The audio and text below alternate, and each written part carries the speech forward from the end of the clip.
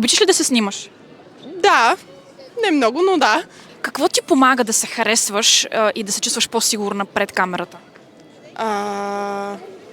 Хората около мен и дали деня ми е добър или не. Така, първият ми въпрос, обичате ли да се снимате? Много, да. Много. И аз. Не. Какви фотосесии обичате? Еротични.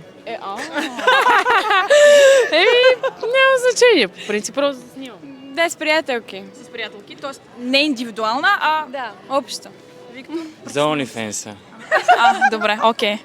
За OnlyFans, дами и господа. Имаш ли най-любимата си снимка в Инстаграма, коя е тя? Аз нямам снимки. Ти нямаш снимки? Да, стриги. Във връзка с какво? Бивша. Да, точно щях да предположа. Раздели ли се с някой? То само това е възможно. Ти имаш ли нещо? Имам, да.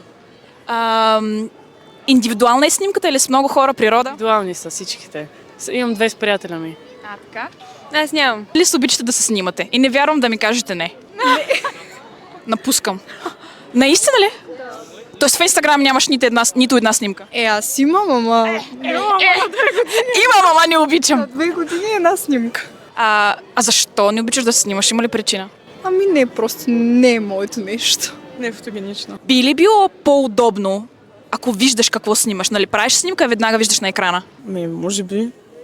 Най-вероятно да.